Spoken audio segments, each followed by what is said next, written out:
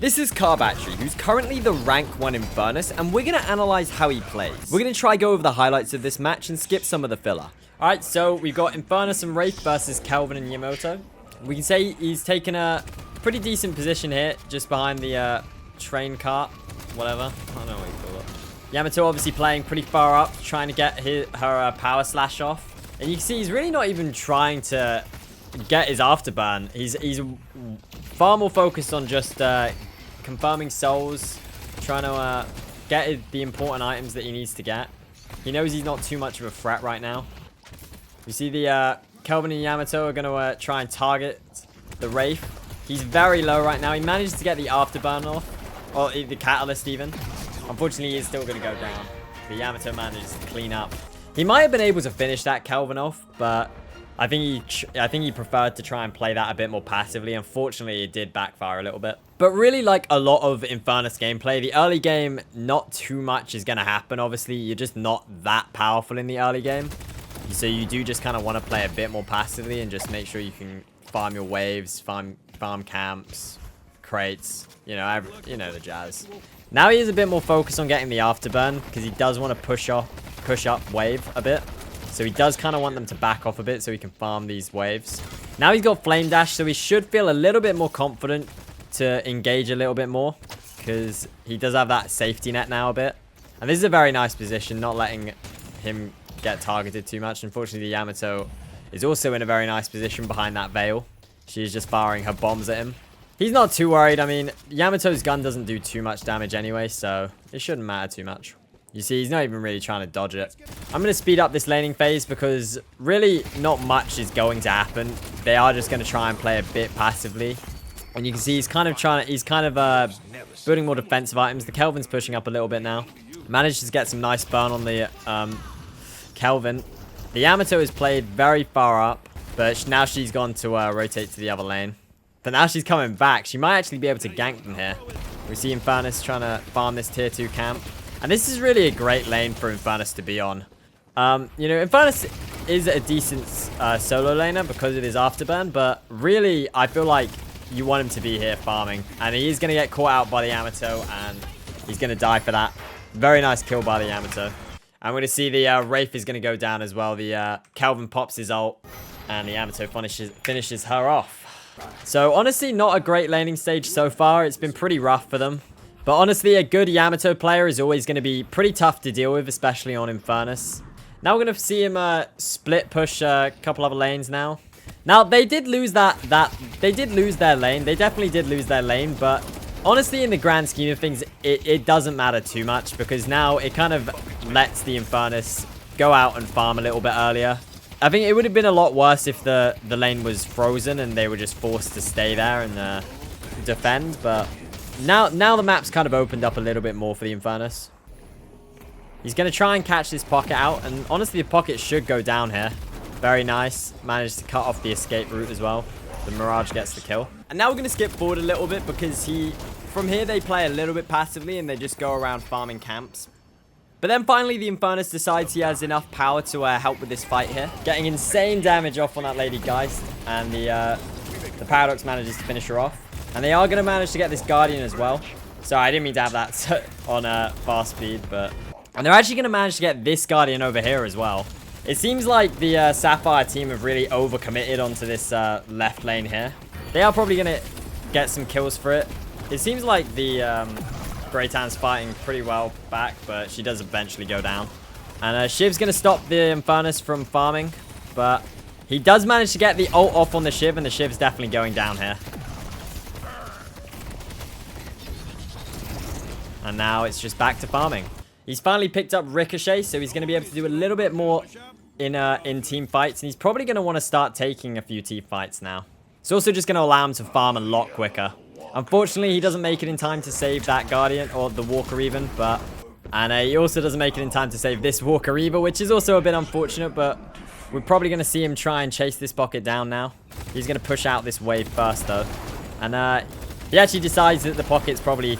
you know, far gone, especially considering how much of a movement-based character Pocket is. Probably just very, very far gone.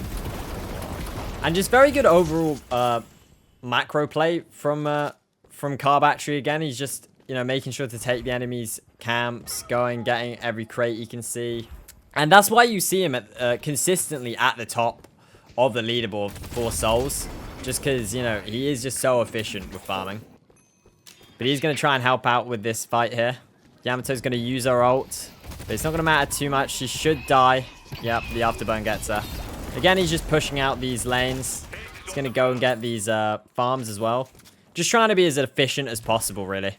Making sure to waste no time. He knows he can obviously see this team fight happening over here, but he realizes there's probably not much point in him going and helping. He's not really going to be able to do much.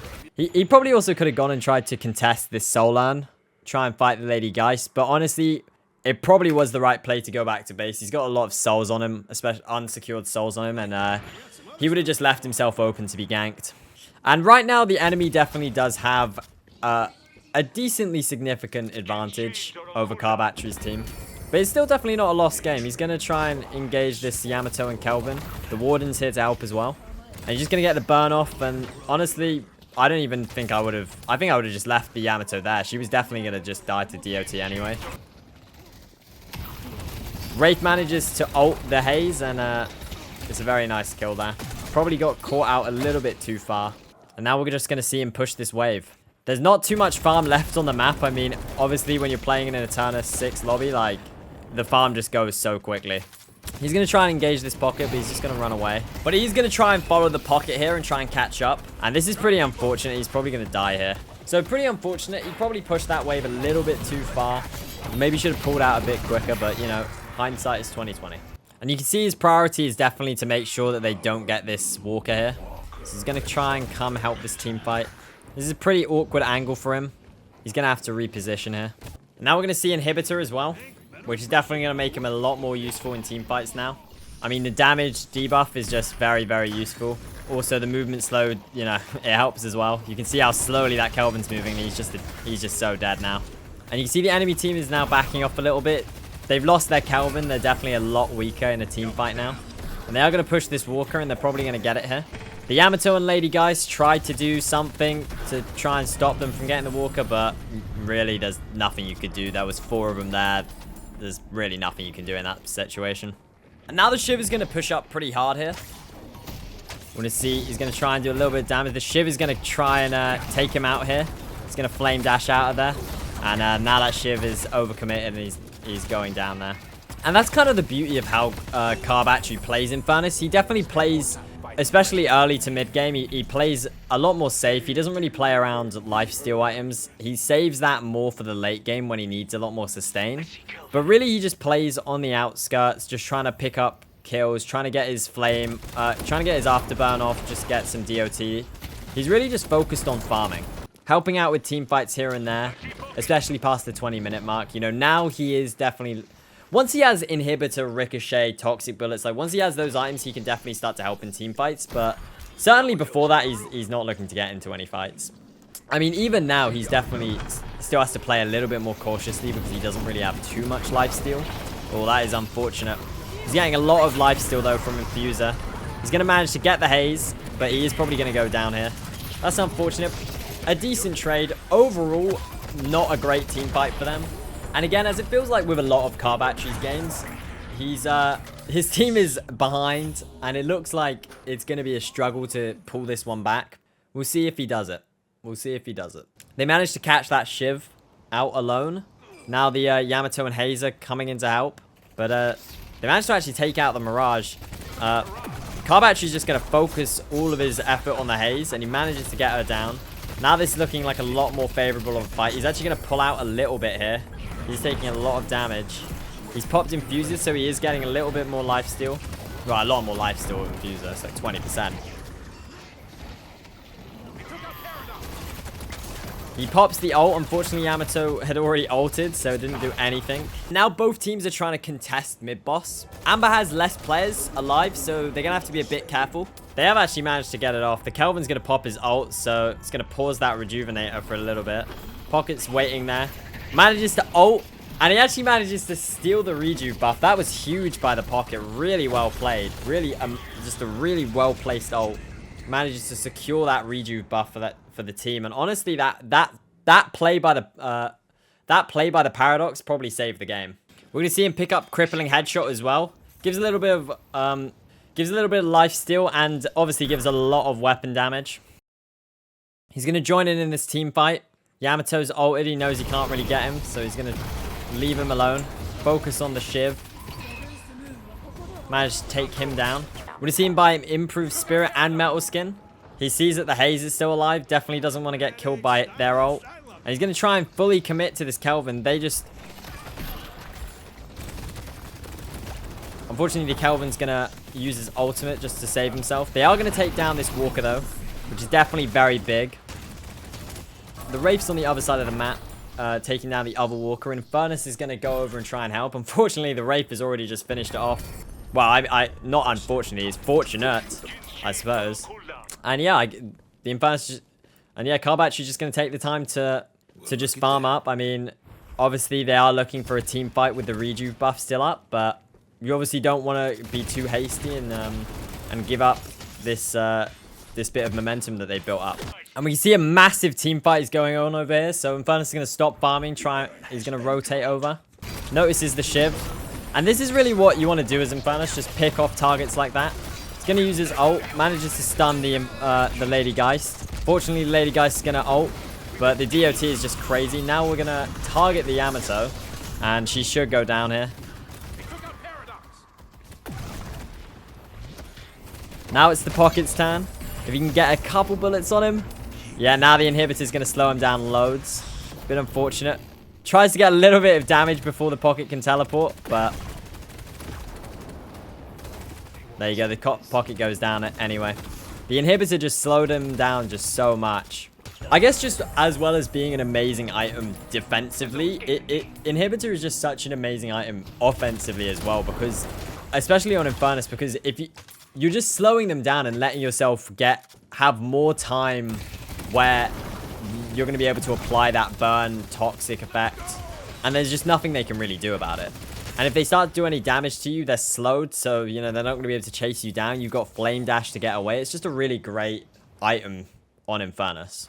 Now we see him pick up Soul Rebirth, which a little bit interesting, as well as Leech. So finally, I think he knows it's late game. He knows he needs that survivability now. And that's what we focus, and that's what we see him focusing on. We're going to see him try and target this Lady Geist. She's doing a lot of damage to him. Now the Haze is going to join in as well, and now this looks pretty bad. He's going to use his ult now. Ooh. The Haze's ult is doing insane damage to him. He manages to get the Haze with the DOT, or with Afterburn. He didn't even have to pop Soul Rebirths, which is just insane. You can see the Soul Rebirth is just really... Soul Rebirth and Leech is just allowing him to play so much more aggressively. Because he just knows... You see, he died there, but he knows he can just basically get back up and just get straight back into the fight. Gonna manage to kill the Kelvin there.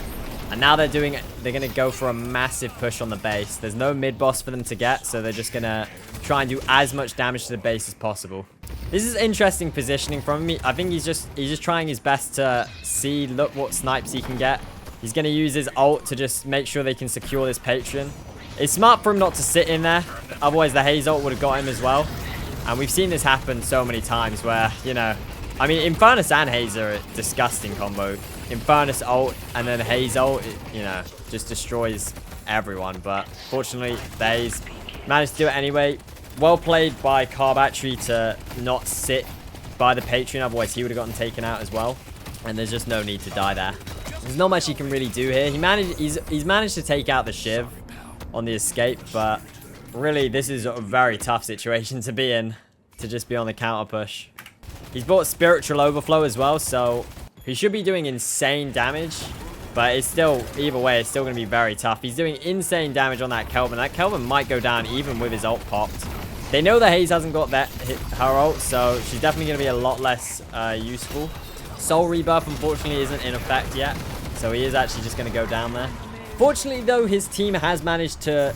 They've all finally been revived, and they managed to push out the enemies. And I guess that's why Soul Rebirth is such a useful item this late on in the game, because I mean, this late on in the game, you die, you're out for 70 seconds, which is just absolutely insane. And we see they're playing very aggressively. They just want to... They want this game to be over. They want to have one big push and then end the game. You can see he's definitely switched how he plays now in this late game. He's playing more as like almost like a tank, really. Well, he's just playing as a tank. He's playing much further forward. He knows that his lifesteal is going to be able to give him a lot of sustain. He's got soul rebirth there as well as a countermeasure. Or a bit of assurance even. Hayes is going to pop her ult. Not too... It doesn't really do too much with the ult, though. Everyone manages to get out of it. Might not have been preferable to use that ult there, to be honest. Unfortunately, a lot of his team is down now, so he is just going to get targeted here. Infernus is going to go down here. He's going to manage to pop the soul rebirth, though. So he's going to be able to get back in this fight. He does have to retreat a little bit, otherwise he's going to get destroyed. Shiv is trying to target him once again. And this leech is just doing insane stuff for him. He manages to somehow survive that and actually get the Shiv.